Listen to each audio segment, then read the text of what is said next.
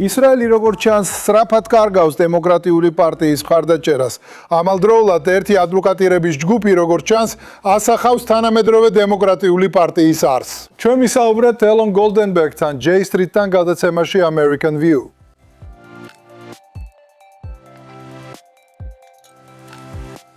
ელონ გოლდენბერგი, J Street-ის უფროსი, ვიცე-პრეზიდენტი და პოლიტიკის მთავარი ხელმძღვანელი. კამალა ჰარისის ახლო აღმოსავლეთის საკითხებში ყოფილი უფროსი მრჩეველი და მისი მრჩეველი საპრეზიდენტო კამპანიის დროსაც. დიდი მადლობა, რომ დრო გამონახეთ და ჩვენთან ხართ. იცი, J Street-მა თავისი პლატფორმა მრავალი წლის წინ ჩამოაყალიბა და ჩანს, რომ დემოკრატიული პარტია არა მხოლოდ მისკენ იხრება, არამედ ზოგ შემთხვევაში მის მარცხნივაც კი მიდის. აგვიხსენით, ესე ვთქვათ, ეს ევოლუცია. დიახ, რა თქმა უნდა და მადლობა მოწვევისთვის. მართლა სასიამოვნოა თქვენთან ყოფნა. ნახეთ, ვფიქრობ, ბოლო 10 ან 15 წლის განმავლობაში რამდენიმე სხვადასხვა რამ მოხდა. ვფიქრობ, ყველაზე მნიშვნელოვანი იყო პრემიერ-მინისტრ ნეთანიაჰუს მიდგომა განსაკუთრებით. და მისი მზადყოფნა ჩაერთოს ამერიკულ პოლიტიკაში.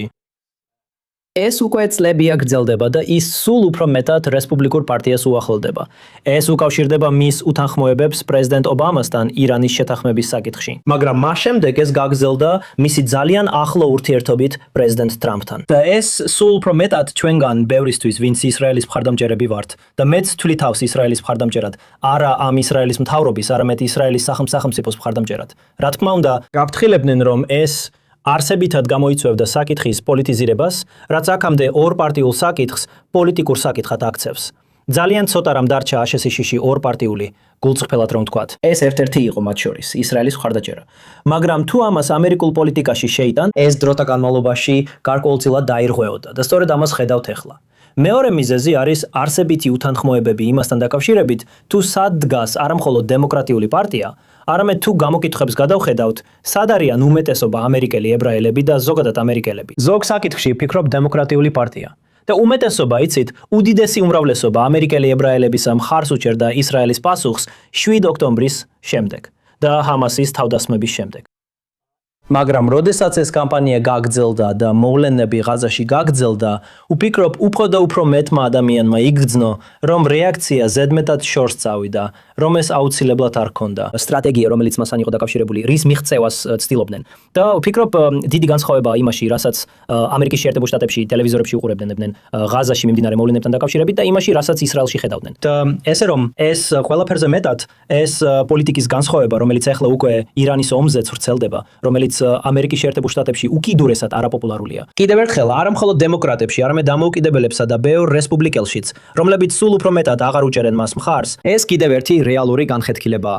ასე რომ, ამ ორ რამეს ერთად თუ შევხედავთ, ერთი არის პოლიტიკა და პოლიტიზაცია, ხოლო მეორე რეალური არსებითი უთანხმოებები პოლიტიკის საკითხებზე. და სწორედ ეს გახდა ის, რაც ამ საფუძვლიან განსხვავებას ან განხეთქილებას იწვევს იმ მიმართულებას შორის, საითაც ისრაელი მიდის და საითაც ვიტყოდი დემოკრატიული პარტია და ასევე ბევრი სხვა მიემართება.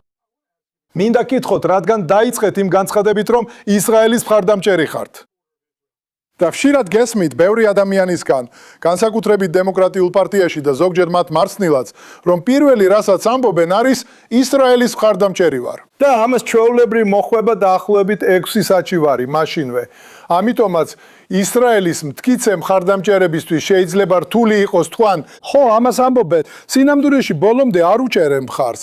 ანუ, სად მოწმდება ეს რეალურად, როცა ვიღაცა ამბობს, ისრაელის მხარდამჭერი ვარ, მაგრამ უამრავი რამ მაქვს მათზე საწყენი? კი, რა თქმა უნდა, გეტყვით, რას ნიშნავს ჩემთვის ისრაელის მხარდაჭერა და როგორ ვუყურებ ამას და რატომ ვეძახი საკუთარ თავს ასე. ცოტა რამ რომ გითხრათ ჩემს შესახებ, სინამდვილეში ისრაელში დავიბადე. იქ ცხოვრობდი 8 წლამდე. ჩემი მშობლები ამერიკელები არიან. ისრაელში გადავიდნენ საცხოვრებლად. იერუსალიმში დავიბადე. იცით, ისრაელი ჩემი იდენტობის მთავარ ნაწილად ჩამომიყალიბდა. ეხლაც ასე ვუყურებ ამას. ეს გამოცდილება ჩემი კავშირი ქვეყანასთან, იქაურ ხალხთან, მიწასთან. იცით, როცა ვფიქრობ რა მინდა, როცა საკუთარ თავს ისრაელის მხარდამჭერად განსაზღვრავ, იცით, და სხვათა შორის ამას მარტო მე არ ვამბობ. ეს ისაა, რასაც ძალიან ბევრი ამერიკელი ებრაელისგან ვისმენდი. როცა საპრეზიდენტო კამპანიის დროს ჩემი საქმე იყო ამერიკელ ებრაელებთან ამ საკითხებზე საუბარი. იცით, მე მინდა ისრაელი, სადაც შემიძლია. იცით, ვიყო სრულიად მხარს ვუჭერდე ისრაელს და მის უფლებას იარსებოს როგორც დემოკრატიული ებრაული სახელმწიფოსი. და ასევე შემეძლოს ვიყო მშვიდად იმასთან, რომ პალესტინელებს ჰქონდეთ თავიანთი უფლებები. შემიძლია შევხედო იმას, რაც მოხდა 7 ოქტომბერს და ვთქვა, რომ ეს იყო საშინელი ტერორისტული თავდასხმა. აბსოლუტურად არავინ უნდა უჭერდეს ამას მხარს მშვიდობიან მოსახლეობაზე თავდასხმას, ადამიანების მკვლელობას, ადამიანებს, რომლებიც მე ვიცნობდი, ან ადამიანებს, რომლებიც იცით ადამიანებს აქ, განსაკუთრებით J Street-ზე. იცნობდნენ ოჯახებს, მეგობრებს, რომლებსაც სხვადასხვა კავშირი ჰქონდათ და მე ბევრი დრო გავატარე მძევლების ოჯახებთან და სხვებთან ჩვენთან შეხვედრებში შემდეგ, როცა მე აშშ-ის მთავრობაში მუშაობდი. და ასევე შემიძლია ვაღიარო, რომ არ ვეთანხმებოდი თუ როგორ იქცეოდა ისრაელის მთავრობა. და ამიტომ რაც მინდა, იცით, მე ნამდვილად ვთვლი თავს ლიბერალ სიონისტად. რაც მინდა არის ისრაელი, რომელიც შეძლებს ამ სტანდარტებსა და ამ ისტორიას შეესაბამებოდეს. და სხვათა შორის, ჩემი პოზიციები და შეხედულებები უმცირესობაშია ისრაელში, მაგრამ მაინც არსებობს მნიშვნელოვანი ნაწილი ისრაელის მოსახლეობის, თუნდაც 10 ან 20%, ვინც ასე განსაზღვრავს საკუთარ თავს. იცით, და ეს არ ნიშნავს, რომ ისინი არ არიან ისრაელის მხარდამჭერები. ეს არ ნიშნავს, რომ მე არ ვარ ისრაელის მხარდამჭერი. მაგრამ დიახ, ვფიქრობ, ბევრი რამ და ბევრი მხარეც იმსახურებს კრიტიკას. და ეს სამართლიანია. სწორედ ამ მიმართულებით მიდის შეერთებული შტატები. მე ასევე მომიწია ისეთი რაღაცების გაკეთება, როგორიცაა დასავლეთ სანაპიროზე წასვლა და იმ ადამიანებთან საუბარი, ვინც იქ ცხოვრობს, და ისეთი რაღაცების ნახვა, რასაც გულწრფელად რომ თქვა, ისრაელები ვერ ხედავენ. ძალიან ცოტა ისრაელი ხედავს ამას დღეს. ამიტომ ვფიქრობ, ძალიან სასარგებლო იქნებოდა, რომ მეტი ისრაელელი წასულიყო იქ და ენახა, როგორია მდგომარეობა პალესტინური მხრიდან. ეს შეიძლება რაღაცას შეცვლიდეს კიდეც. ასე რომ მგონი შემდეგი კითხვა იმაზე მიმიყვანს, რაც ცოტა ხნის წინ თქვით, თუ ისრაელების უმეტესობას არ უნდა პალესტინური სახელმწიფო და პალესტინელების უმრავლესობასაც არ უნდა ორი სახელმწიფოს გადაწყვეტა, რას ხედავთ თქვენ, რასაც ისინი ვერ ხედავენ? რა თქმა უნდა. პირველ რიგში ჩვენ J Street-ში ახლა ვუჭერთ მხარს იმას, რასაც მე 23 სახელმწიფოს გადაწყვეტას ვუწოდებდი. ანუ იმას ვამბობთ, რომ საჭიროა მშვიდობა ისრაელებსა და პალესტინელებს შორის. მაგრამ ეს უნდა იყოს უფრო ფართო რეგიონული კონტექსტის ნაწილი, შეთანხმება, რომელიც საბოლოოდ ნიშნავს ისრაელის მშვიდობას პალესტინის სახელმწიფოსთან და მის გარშემო არსებულ არაბულ სამყაროში კიდევ 23 სხვა სახელმწიფოსთან. იცით, სრულად რეგიონულად ინტეგრირებული იყოს ამ სამყაროში. და მე არ ვამბობ, რომ ეს ხვალვე უნდა მოხდეს. შეიძლება იყოს პროცესი, რომელიც იქამდე მიიყვანს. და როცა ამას ესე ჩამოაყალიბებ დემილიტარიზებული პალესტინის სახელმწიფო, სადაც ისრაელის უსაფრთხოების საკითხები გათვალისწინებულია, სხვათა შორის უნდა ვთქვა, რომ ერთ-ერთი ჩემი სამუშაო აშშ-ის მთავრობაში იყო. წლები დავხარჯე ამაზე მუშაობაში და მუშაობდი ერთ პროექტზე, იცით, ასობით ისრაელელ უსაფრთხოების ოფიციალურ პირთან ერთად, ორგანიზაციასთან ერთად, რომელსაც ეწოდება ისრაელის უსაფრთხოების მეთაურები. და როგორ უყურებს სცენარს, სადაც ისრაელი შეიძლება იყოს უსაფრთხოდ პალესტინის სახელმწიფოს კონტექსტში. ეს მხოლოდ უფრო ფართო რეგიონულ კონტექსტში შეიძლება მოხდეს. და უნდა ვთქვა, როცა ისრაელელებს კითხვებს უსვამთ და ეკითხებით ამერიკული გეგმის კონტექსტში, სადაც რეგიონული მშვიდობაა ყველასთან, დაუჭერდით თუ არა მხარს დემილიტარიზებულ პალესტინის სახელმწიფოს.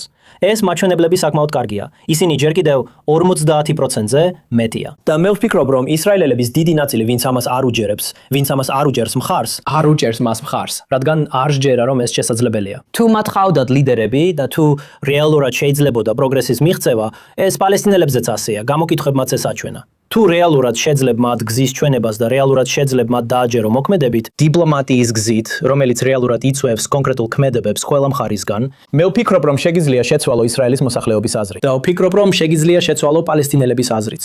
სხვათა შორის პალესტინელების დაახლოებით 50%-იც მხარს უჭერს ორ სახელმწიფოს. ასე რომ არ ვამბობ, რომ უკვე იქ ვართ, მაგრამ ვამბობ, რომ სხვა ალტერნატივას, რომელიც ისრაელისთვის აზრიანი იქნება, ვერ ვხედავ, ხომ ასეა? და არც პალესტინელებისთვის. სხვა ალტერნატივა არის ერთსახელმწიფოიანი რეალობა, სადაც ყველას თანაბარი ხმის უფლება ექნება, მაგრამ მაშინ ისრაელი თავის ებრაულ იდენტობას დაკარგავს. არ ვფიქრობ, რომ ეს იმუშავებს. არ მგონია, რომ ისრაელელები თუ ფიქრობთ, რომ ისინი ორ სახელმწიფოს გადაწყვეტას არ დათანხმდებიან, მაშინ დარწმუნებული ვარ, ისრაელელები ამას ნამდვილად არ დათანხმდებიან. და მეორე ვარიანტია, გაგრძელდეს არსებული გზა, რაც ნიშნავს პალესტინელებზე მუდმივ მართლობას. და უკვე იწყებთ ამ ყველაფრის შედეგების დანახვას. ეს მხოლოდ აშშ-ს არ ეხება. ეს საერთაშორისო მასშტაბითაც ხდება მთელ მსოფლიოში. იცით და შეიძლება ეს საბოლოოდ უკვე იწყებს ისრაელელებისთვისაც გაცნობიერებას თუ როგორ მიიყვანს ეს ისრაელს საშინელი არჩევანების წინაშე. მის ურთიერთობაზე აშშ-შუსთან, მის ურთიერთობაზე ევროპასთან და დანარჩენ მსოფლიოსთან, სადაც ისვენებთ, სად ატარებთ დროს, როგორი იქნება თქვენი ეკონომიკა. მართლა ეს სურთ ისრაელელებს. მეიცით ეს არ მინდა ისრაელისთვის, მაგრამ არ ფიქრობ რომ ეს ისრაელელებსაც სურთ. ამასთან დაკავშირებით, ცხადია ჩვენ ნახეთ ბოლო ხმის მიცემა მიუხედავად იმისა, რომ J Street-ი პრინციპულად ეწინააღმდეგებოდა მას, მათ განცხადებაში ბევრი ნიუანსი იყო, მაგრამ პრინციპულად ეწინააღმდეგებოდნენ ისრაელისთვის დახმარების სრულად შეწყვეტას. კრიტიკა ისეთი ორგანიზაციების მიმართ, როგორიცაა J Street-ი, იმაში მდგომარეობს, რომ ფაქტობრივად თქვენ ფარავს აძლევთ ისრაელის სტრებს, რომ თქვენ, კარგი, ეს ჯგუფი ფაქტობრივად აცხადებს, რომ ისრაელის და მშვიდობის მხარდამჭერია, მაგრამ ყოველთვის აკრიტიკებს ისრაელს, ისინი ამატებენ ესეთ ნიუანსებს. ჩვენ ვუჭერთ მათ მხარს, მაგრამ მათ უნდა შეცვალონ რაღაცები. ამიტომ თქვენ ვერ დაგვადანაშაულებთ ანტისემიტიზმსა თუ ისრაელის წინააღმდეგობაში, რადგან ფაქტობრივად მათთან ერთად მივდივართ. როგორ ასხვავებთ იმას, რასაც თქვენ აკეთებთ, როგორც ადვოკატირების ჯგუფი, სხვა თქვენნაირი ჯგუფებისგან, რომლებიც იგივე ადგილს იკავებენ პოლიტიკურ სპექტრზე, სხვებისგან განსხვავებით, რომლებიც თითქოს აშკარად გეკვრიან თქვენ, უბრალოდ პოლიტიკური საფარისთვის. დიახ, არა, ნახეთ, ეს ჩვენთვის ძალიან დიდი გამოწვევაა და ეს გამოწვევა 10 წლის წინ არ არსებობდა. პირდაპირ ვთქვათ. ანუ 10 წლის წინ J Street-ი უბრალოდ ედავებოდა AIPAC-ს და AIPAC-ის პოზიცია რომ თითქოს სრულად ორპარტიული მხარდაჭერა ქონოდა ყველაფერს, რასაც ისრაელის თავრობა მოითხოვდა. იყო ამერიკის პოზიცია კონგრესში. მაგრამ ეხლა ჩვენ ასევე ხშირად ვდაობთ მათთან, ვინც მარცხნივ დგას ჩვენგან, ხომ ასეა? მე საკმაოდ ბევრი დრო მაქვს გატარებული ორგანიზაციებთან კამათში და ასე შემდეგ. ტელევიზიაში და მედიაში ვსაუბრობ ადამიანებთან, რომლებიც მარცხნივ დგანან ჩვენგან და ჩვენს პოზიციას ვიცავ. არა, იცით რა, ყველაზე დიდი განსხვავება იმაში, რაზეც ისინი კამათობენ და რაზეც ჩვენ ვდაობთ, ისაა, რომ ზოგიერთი მათგანი ამბობს, დაივიწყეთ ყველაფერი. მოდით უბრალოდ მთლიანად მოვშორდეთ ისრაელს. დავაწესოთ სანქციები ისრაელზე, გავრიღოთ ისრაელი, დავსაჯოთ ისრაელი, დავასრულოთ აშენტე-შიშისა და ისრაელის ურთიერთობა. აი ესეთ რაღაცებს ითხოვენ ისინი. მე ვფიქრობ, რომ არ მჯერა, რომ ეს თავისთავად ანტისემიტური რამეა. ვფიქრობ, ამის ნაწილი ანტისემიტიზმით არის მოტივირებული. არის ამის ნაწილი. არიან ადამიანები, რომლებიც ანტისემიტები არიან და ამ მოძრაობის ნაწილი არიან. არიან ადამიანები, რომლებიც უბრალოდ ასე ფიქრობენ, ხომ ასეა? და არიან ისეთები, ვისაც ანტისიონისტებს უწოდებდით, მაგრამ არიან და შეგვიძლია ამაზე ვისაუბროთ და განსხვავებაზეც. მაგრამ ამ შორის ნამდვილად არის თანხვედრა. იცით, ეს ჩვენი პოზიცია არ არის. და ჩვენ ამის ნაცვლად ვამკიცებთ, მაგალითად, იცით, ჩვენ გვინდა აშშ-ისა და ისრაელის უსაფრთხოების ურთიერთობა. ჩვენ მთელი ამ დროის განმავლობაში მუდმივად ვლობირებთ, მაგალითად, რკინის გუმბათისთვის, ბალისტიკური რაკეტებისგან თავდაცვისთვის, რაკეტსაწინააღმდეგო თავდაცვისთვის. იცით, წლების განმავლობაში J Street-ი ამკიცებდა უსაფრთხოების ურთიერთობის გაგრძელებას. მხოლოდ ბოლო რამდენიმე, ძირითადად ბოლო 2 წელიწადში დავიწყეთ იმის მტკიცება, რომ ეს იარაღი უნდა გაიყიდოს აშშ-ის კანონმდებლობასთან შესაბამისობაში და თუ დარღვევებია, მაშინ ამის შესახებ უნდა ვისაუბროთ. ასევე დავიწყეთ საუბარი იმაზე, როგორც ბენიმინ ნეთანიაჰუ, რამა ნეთანიაჰუ და ლინსი გრემი საუბრობენ იმაზე, რომ ისრაელს აღარ ჭირდება ფინანსური სუბსიდია, რომელიც ამ საკითხებთან იყო დაკავშირებული და დიდი ხანია არსებობს. ასე რომ, იქ გარკვეული ევოლუცია, მაგრამ ვფიქრობ, ჩვენ ვცდილობთ ჩვენი პოზიციები ნათლად დავაფიქსიროთ, ასევე ვცდილობთ გარკვეული წითელი ხაზები გავალოთ იმ ადამიანებთან, ვისთანაც არ ვეთანხმებით და მე ნამდვილად ასე ვფიქრობ. თუმცა რეალობა ისაა, რომ თუ მაგალითად წინა კვირას წარმომადგენელთა პალატაში კენჭისყრას შეხედავთ, აბსოლუტური უმრავლესობა, ვინც მისცა ხმა ამ დახმარების შემცირებასა და ნულამდე დაყვანას, იყო დემოკრატებმა, რომლებმაც ასე მოიქცნენ, თქვეს, რომ ამას აკეთებდნენ იმიტომ, რომ ძალიან იმედგაცრუებულები იყვნენ ნეთანიაჰუს მთავრობით. მათ არ ეგონათ, რომ ეს ოდესმე კანონად იქცეოდა, მაგრამ სურდათ გზავნილი გაეგზავნათ. და მე მჯერა, რომ ამ 100-დან ალბათ 80 ან 85 ჩვენთან თანხმობაშია. ალბათ 10 ან 15 კიდევ უფრო შორს მიდის და უბრალოდ მთლიანად შეწყვეტის პოზიციაზეა. მაგრამ ეს ნამდვილად არ არის ჩვენი პოზიცია. და ეს არ არის ის პოზიციები, რომელსაც ჩვენ ვიღებთ წარმომადგენელთა პალატაში. და რასაც ვცდილობთ, არის დიდი ცენტრის შექმნა დემოკრატიულ პარტიაში. იმისთვის, რასაც მე ვწოდებ კონსტრუქციულ მიდგომას, რომელიც საბოლოოდ დაასრულებს ისრაელ-პალესტინის კონფლიქტს და უზრუნველყოფს ისრაელელებისა და პალესტინელების უსაფრთხოებას, დაცულობას და თავისუფლებას. იცით, უნდა ვაღიაროთ ეს. განსხვავებით იმ რადიკალური მიდგომისგან, რომ ყველაფერი დავანგრიოთ და ურთიერთობას მოვშორდეთ, ეს არ არის ჩვენი პოზიცია. თქვენ ბიჭებო, წლები გაატარეთ იმაში, რომ პარტია თქვენკენ მოგეზიდათ და ეხლა საპირისპირო მიმართულებით მიდიხართ და ცდილობთ რანაც ნაწილი უკან დააბრუნოთ. ანუ გრძნობთ, რომ ცოტა გადააჭარბეთ. თუ უბრალოდ პარტია უფრო სწრაფად განვითარდა, ვიდრე თქვენი ორგანიზაცია შეძლებდა ადაპტირებას. სინამდვილეში მგონია, რომ ძირითადად ერთსა და იმავე პოზიციაზე ვიყავით. გარკვეული ცვლილებებით, მაგრამ სულ ერთსა და იმავე ადგილას ვიყავით. მე J Street-ში მხოლოდ წელიწად ნახევარია ვარ, მაგრამ იცით, თითქმის მთელი ამ დროის განმავლობაში ერთსა და იმავე პოზიციაზე ვიყავით. ამერიკული პოლიტიკა მართლაც დრამატულად შეიცვალა. სინამდვილეში არ ვფიქრობ, რომ ზედმეტი მოგვივიდა. პირიქით ვფიქრობ, დემოკრატიული პარტიის აბსოლუტური უმრავლესობა იმავე პოზიციაზეა, სადაც ჩვენ ვართ. ეს უბრალოდ მცირე რაოდენობის ძალიან ხმაურიანი ადამიანებია, რომლებიც შესაძლოა მარცხნივ უფრო შორს წავიდნენ. და ამ ხმების უმეტესობა კონგრესის ისეთ ოლქებშია, რომლებიც უკიდურესად დემოკრატიულია, ხო გესმით? და ასეა, მაგრამ ეს სიმართლეა. ნახეთ, ეს ერთ-ერთი მიზეზია, რატომაც კამპანიის შემდეგ J Street-ში მუშაობა დავიწყე, ხო ესეა? კამპანიის დროს ჩემი საქმე იყო ებრაელ ამომრჩევლებთან ურთიერთობა და მე ვიყავი ებრაელ ამომრჩევლებთან ურთიერთობის ეროვნული დირექტორი. და რაც მე ყველაზე ხმამაღალი ხმები კამპანიაზე, რომლებსაც ვისმენდი, ორი ადგილიდან მოდიოდა. ერთი იყო ისინი, ვინც ბიბი ნეთანიაჰუს მხარს უჭერდა მიუხედავად ყველაფრისა. და როგორც ამბობდნენ, ჩვენ უბრალოდ ამ მთავრობას მხარს დაუჭერთ მიუხედავად ყველაფრისა. და მეორე მხარე იყო ადამიანები, რომლებიც 2023 წლის 8 ოქტომბერს გენოციდს ხვიროდნენ. უკვე ქუჩაში აპროტესტებდნენ და ამბობდნენ, რომ ეს ყველაფერი ისრაელის ბრალი იყო. აბსოლუტური უმრავლესობა იმ ადამიანებიდან, ვისთანაც ვისაუბრე, ამ ორ კატეგორიაში არ ჯდებოდა. ისინი ბევრად უფრო ჩუმები არიან, მაგრამ ისინი იმ მდგომარეობაში არიან, სადაც კიდევ ერთხელ, როგორც ისრაელებს, ისე პალესტინელებს, უნდა ქონდეთ თავისუფლება, უსაფრთხოება და შესაძლებლობა. The J Street-ი ამ ხმებს აძლიერებს. და საბოლოოდ შეიძლება ეს ხმები უფრო ჩუმია, მაგრამ ისინი ამომრჩეველთა უმრავლესობასაც წარმოადგენენ. ამას ისევ და ისევ ხედავ, ამას გამოკითხვებშიც ხედავ. უნდა დაველოდოთ, როგორ განვითარდება ყველაფერი 1 წლის შემდეგ, როცა დემოკრატიული პარტია პრაიმერიზებსა და დისკუსიებში შევა. მაგრამ მე არ ვფიქრობ, რომ დემოკრატიული პარტია რომელიმე ამ ორ უკიდურესობაში აღმოჩნდება. მე ვფიქრობ, ისინი საბოლოოდ ესეთ შუა პოზიციაში აღმოჩნდებიან, სადაც შეძლებენ ისრაელის მხარდაჭერას, მაგრამ დისტანცირდებიან ნეთანიაჰუს მთავრობისგან და მზად იქნებიან თქვა, ჩვენ გვინდა რომ ისრაელი იყოს პარტნიორი. მაგრამ ჩვენ ასევე არ გვინდა რომ ისრაელს უპირობო მხარდაჭერა მივცეთ და როცა არ ვეთანხმებით, მაგალითად, ჩვენ არ დაუჭერთ მხარს რაღაცას. ეს ნორმალურია, ეს საერთაშორისო ურთიერთობების ნაწილია. ასე უნდა მუშაობდეს ყველაფერი. თქვენ ცოტა ხნის წინ თქვით, რომ გზნობთ და ციტირებას არ ვაკეთებ, მაგრამ არსებითად თქვენ იმავე პოზიციაზე ხართ, სადაც ახლა დემოკრატიული პარტია ისრაელის საკითხში. გულისხმობ საშუალო ისრაელის დამკვირვებლისთვის და მე აქ ვაშინგტონში ვსაქმეადობ, თვალებიც მაქვს და პურებიც.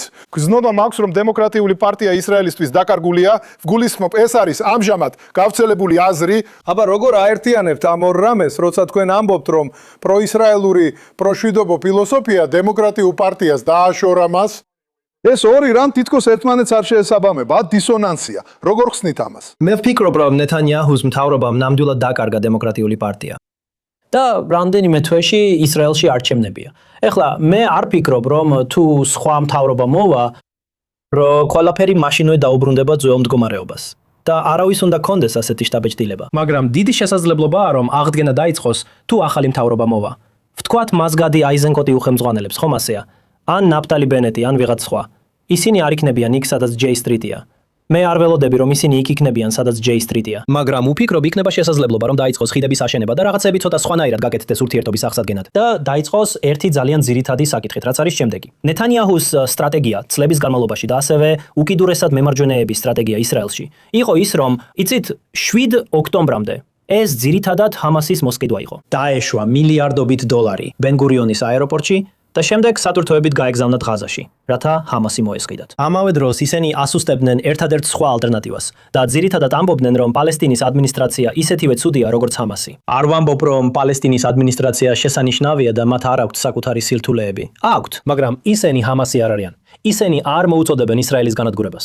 ისინი ბევრად უფრო მზად არიან არაძავადობრივი სტრატეგიების გამოყენებისთვის და დიპლომატიური ჩართულობისთვის. მაგრამ 15 წლის განმავლობაში ისრაელის მთავრობა ატარებდა სტრატეგიას მათი დასუსტებისკენ. ჰამასის გაძლიერებას, მათი დაყოფის შენარჩუნებას, ორი სახელმწიფოს გადაწყვეტა არ არსებობს, პარტნიორი არ არსებობს. ეს არის გზავნილი. ასე რომ ახალი ისრაელის მთავრობა, რომელიც მოვა და მზად იქნება ამის შეცვლის დასაწყებად, რომელიც მზად იქნება იცით ბევრად უფრო ახლოს იმოქმედოს. და სხვათა შორის როგორც J Street-ი, ჩვენ მხარს უჭერდით დონალდ ტრამპის 20 პუნქტიან გეგმას. და მგონია რომ ამ ეტაპზე ეს გეგმა დიდად არ მიიწევს წინ. ამაში ჰამას დიდი წვლილი აქვს. ისინი ნამდვილად ჯიუტები არიან და განიარაღება სჭირდებათ. ისრაელსაც დიდი წვლილი აქვს ამაში, რადგან არ სურს რეალისტურ სტრატეგიაზე დაფიქრება, რომელიც ეტაპებს მოიცავს. ზოგიერთი გამოყვანა, გარკვეული განიარაღება, ისევ გამოყვანა, ისევ განიარაღება, ეს არის ერთადერთი გზა, რომელიც ისტორიულად მუშაობს. ჰამასის მსგავს ორგანიზაციას განიარაღებას წლები სჭირდება. თუ თქვენი პასუხია, რომ არაფერს გავაკეთებთ, სანამ ისინი სრულად არ განიარაღდებიან, ეს ნიშნავს, რომ არაფერი მოხდება. ასე რომ, ახალი მთავრობა, რომელიც მოვა და ღაზაში წინსვლას დაიწყებს, ახალი მთავრობა, რომელიც მოვა, რომელსაც შეუძლია, იცით, შეაჩეროს ის კოლონისტური ძალადობა, რასაც ახლა ვხედავთ დასავლეთ სანაპიროზე. და რეალურად აღკვეთოს ეს, დაიწყოს ცვლილებები და დააბრუნოს ის, თუ როგორ ფუნქციონირებდა ადრე ისრაელის მთავრობა, რომ დასავლეთ სანაპიროზე პასუხისმგებელი იყოს ისრაელის თავდაცვის ძალები და არა ეს ექსტრემისტები. და იცით, ახლა სმოტრიჩი მართავს მთავრობას სადაც. იცით, შეგიძლიათ რეალურად დაიწყოთ სულ მცირე პალესტინელებთან და რეგიონთან უფრო საჯაროდ ურთიერთობა, ვიდრე აქამდე ხდებოდა და მიაღწიოთ წინსვლას. ააშენოთ უფრო მჭიდრო კავშირები ისრაელსა და სხვა არაბულ სახელმწიფოებს შორის. მე ვფიქრობ, ეს ყველაფერი უკეთეს მიმართულებაში წაგვიყვანს. არ ვამბობ, რომ ამერიკელები და ისრაელელები ერთ აზრზე იქნებიან, ან დემოკრატები და ისრაელი ერთ აზრზე იქნებიან, მაგრამ მოდით დავიწყოთ ხელახლა აშენება და საერთო ინტერესების პოვნა. მე ვფიქრობ, თუ ნეთანიაჰუ გაიმარჯვებს, ან თუ რაღაც სახის ჩიხი იქნება და ის პრემიერ-მინისტრად დარჩება და ისევ სმოტრიჩი და ბენ-გვირი იქნებიან, მე ვფიქრობ, ბევრი ადამიანი ხელს ჩაიქნევს, მათ შორის ბევრი ამერიკელი ებრაელი. ამერიკელი ებრაელების აბსოლუტური უმრავლესობა.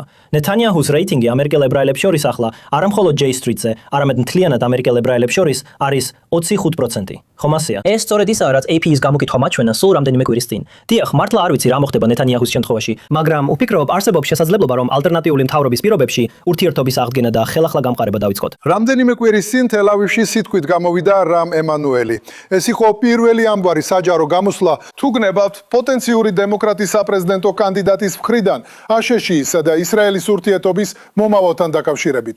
მან ბევრი ისაუბრა ეგრეთ წოდებული რთულ სიმართლეებზე, რომლებიც ისრაელისთვის უნდა ეთქვათ და მეგობრებს რთული სიმართლეების თმა სჭირდებათ. მე ამას უყურეთ და ვამბობ, მოусმინე, თუ მეყოლებოდა მეგობარი და ის მეტყოდა, მაიკ, მიყვარხარ, მაგრამ უხეში ხარ.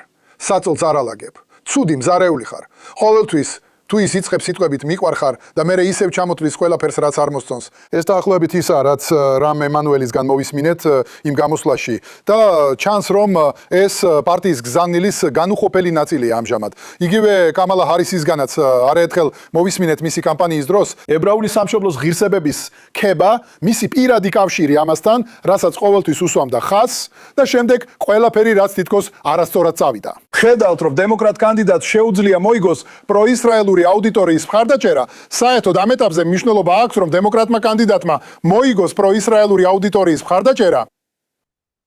გულისხმობ ეს დამოკიდებულია იმაზე, როგორ განსაზღვრავთ პროისრაელურ აუდიტორიას, რაც არის. იცით, არსებობს პატარა ჯგუფი. იცით, ამერიკელი ებრაელები და მე ასევე ვიტყოდი, რომ დაახლოებით 20-დან 30%-ს ჯერა, რომ პროისრაელურობა ნიშნავს ისრაელის მთავრობის მხარდაჭერას მიუხედავად ყველაფრისა. არ ფიქრობ, რომ დემოკრატი 2028 წელს ამ ხალხის მხარდაჭერის მოსაპოვებლად იბრძოლებს. არ მგონია, რომ შეძლონ, თუ გავითვალისწინებთ ისრაელის მიმართ მხარდაჭერის რეიტინგს, პირველ რიგში ამერიკის მოსახლეობაში, მაგრამ განსაკუთრებით დემოკრატიულ პარტიაში. მაგრამ ნახეთ, ეს მთელ მოსახლეობას ეხება, ასევე დამოუკიდებლებსაც. ასე რომ თუ თქვენ, მაგრამ აი კიდევ ერთი რამ, უმეტესობა, თითქმის ყველა ებრაელი ამორჩეველი ხმის მიცემისას ისრაელის საკითხით არ ხელმძღვანელობს. ებრაული საზოგადოების ძალიან მცირე პროცენტია, რომელიც რეალურად ამ საკითხის მიხედვით აძლევს ხმას. ისინი ისრაელს მე-7 ან მე-8 საკითხად აყენებენ, როგორც წესი პრიორიტეტების სიაში გამოკითხვების დროს, ხომ ასეა? ასე რომ არის ხალხის ნაწილი, რომელიც ხმას მხოლოდ ისრაელის საკითხის მიხედვით აძლევს და ნებისმიერ არგუმენტს გამოიყენებს ისრაელის თავრობისა თუ მისი პოლიტიკის კრიტიკას ისეთ რამედ აღიქვამს, რასაც ვერ დაუჭერს მხარს. მაგრამ ეს ებრაული საზოგადოების ძალიან მცირე ნაწილია და ამ ეტაპზე დემოკრატ ამომრჩეველთა ძალიან მცირე ნაწილია. ეხლა, მეორე მხრივ, თუ გამოკითხვებს შეხედავთ, კлау, გამოკითხვები აჩვენებს, რომ ამერიკელი ებრაელების უმეტესობა J Street-ის პოზიციას იზიარებს. ხო, ესეა. იცი, მიყვარს თქმა, რომ ჩვენ თითქოს 50 იარდიან ხაზზე ვდგავართ. ზუსტად შუაში ვართ. ალბათ ისრაელის ამომრჩევლებისთვის ამერიკული ფეხბურთი ნაკლებად მნიშვნელოვანია, მაგრამ ჩვენ შუაში ვართ. მაგრამ ვცდილობთ 30 იარდიანიდან 30 იარდიან ხაზამდე მთელ ფართო არეალში ვიყოთ. სწორედ იქ არის ჩვენი მოძრაობა. ყავს ადამიანები, რომლებიც ცოტა მარჯვნივაც არიან ჩვენთან შედარებით და ცოტა მარცხნივაც, მაგრამ მაინც ჩვენს გვერდით დგანან და გვიჭერენ ხარს. ამ ადამიანების უმეტესობა შეუძლია მიიღოს ისრაელის მხარდაჭერის გზავნილი და ამავდროულად იყოს კრიტიკული. და უნდა ვთქვა, რომ შენი ანალოგია მეგობართანაც აქ მნიშვნელოვანია. რადგან მართლაც მნიშვნელოვანია, როგორი იყო შენი მეგობრისთან ურთიერთობის ისტორია მანამდე. თუ უბრალოდ ეთყვი მიყვარხარ და შემდეგ ყველა რთული რამ, რასაც იტყვი, მაგრამ შენ წლები გაატარე, კარგი მეგობარი იყავი. გვერდში ედგი და მხარს უჭერდი შენს მეგობარს და ერთად გადალახეთ უამრავი რთული და მძიმე რამ მანამდე. და სწორედ ასეთი ისტორია აქვს შეერთებულ შტატებსა და ისრაელს შორის. მაშინ ეს ასეა. შეიძლება მოусმინო იმ ადამიანს, იცით ბევრად უფრო მეტად ვიდრე მოусმენდი ვინმეს, ვინც მხოლოდ 2 დღე ან 1 კვირა იყო შენი მეგობარი და არასდროს ყოფილა ნამდვილი, სერიოზული მეგობარი. და შემდეგ დაიწყო ამ ყველაფრის თქმა. ვფიქრობ, რომ აშეშისისა და ისრაელის ურთიერთობა ის ურთიერთობაა, სადაც მხარდაჭერა ადრე უნივერსალური იყო და დიდი ხნის განმავლობაში ასე იყო. და იცით, მე ვიჯექი თეთრ სახლში და ამ საკითხებზე მუშაობდი. 7 ოქტომბერს ჯო ბაიდენი წავიდა ისრაელში. გაგზავნა ავიამზიდები ისრაელში. გამოხატა მხარდაჭერა. იქ ყოფნა, იცით, ვცდილობდით ყველაფერი გაგვეკეთებინა, რაც შეგვეძლო, რომ ისრაელისთვის დაგვეხმარებინა. იმ მომენტში, რასაც მე 100%-ით უჭერდი მხარს. და ჯო ბაიდენმა გააფრთხილა, ხო ასეა, თავდაპირველიდანვე თქვა, არ გაიმეოროთ ის შეცდომები, რაც ჩვენ დაუშვით 11 სექტემბრის შემდეგ.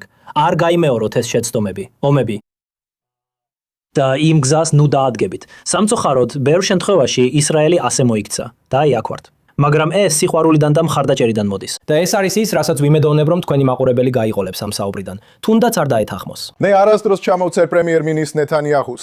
როგორც ჩანს, ის ყველა პროგნოზს ამარცხებს, მაგრამ თუ ის ოქტომბერში ან ნოემბერში აღარ იქნება ხელისუფლებაში, მე ისე თქვენთან დაბრუნდები, ვნახავთ, მართლა შეიცვლება თუ არა რამე ამ მიმართულებით, როგორც ბევრი ამბობს. ელონ გოლდენბერგი, J Street-ის უფროსი, ვიცე-პრეზიდენტი და მთავარი პოლიტიკის ოფიცერი, დიდი მადლობა რომ შემოგვიერთდით American View-ში. მადლობა მოწვევისთვის. მომავალ კვირას ისევ დაიკავშირდებით.